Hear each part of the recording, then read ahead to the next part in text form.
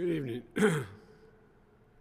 I know I can speak for all Americans when I say our hearts are with the people of New Orleans after the despicable attack that occurred in the early morning hours.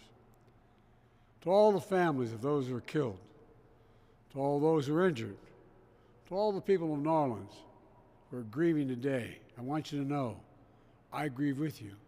Our nation grieves with you. We're going to stand with you as you mourn and as you heal in the weeks to come. I want to thank our brave first responders and law enforcement personnel who stopped the attacker in his tracks before he could kill or injure even more people. And I want to thank you to everyone at the Department of Homeland Security, the Department of Justice, including the FBI, for working nonstop to investigate this heinous act. The FBI is leading the investigation to determine what happened, why it happened, and whether there was any continuing threat to public safety. Here's what we know so far. The FBI has reported to me the killer was an American citizen, born in Texas. He served in the United States Army on active duty for many years. He also served in the Army Reserve until a few years ago.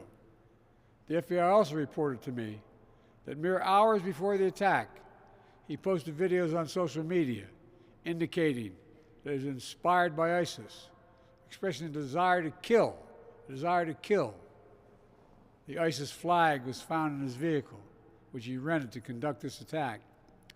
Possible explosives were found in the vehicle as well, and more explosives were found nearby.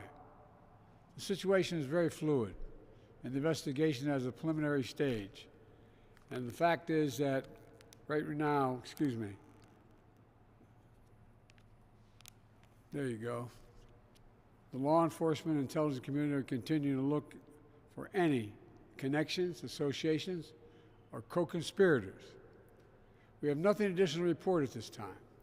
The investigation is continuing to be active, and no one should jump to conclusions. I've directed my Attorney General, the FBI Director, the Secretary of Homeland Security, the head of the National Counterterrorism Center, and the intelligence community to work on this intensively until we have a full and complete information. And once we have that information, I will share that information as soon as we can confirm it. Additionally, we're tracking the explosion of a cyber truck outside the Trump Hotel in Las Vegas. Law enforcement and the intelligence community are investigating this as well, including whether there's any possible connection with the attack in New Orleans. Thus far, there's nothing to report on that score at this time. I've directed my team to make sure every resource is made available to federal, state, and local law enforcement to complete the investigation in New Orleans quickly and to make sure there's no remaining threat to the American people. And we'll support the people of New Orleans as they begin the hard work of healing. New Orleans is a place unlike any other place in the world. It's a city full of charm and joy.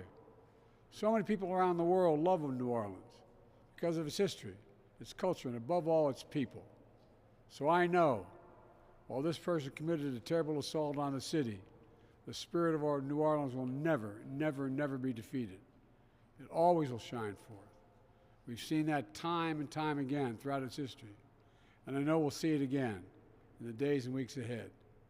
May God bless the people of New Orleans. May God bless our police and our first responders.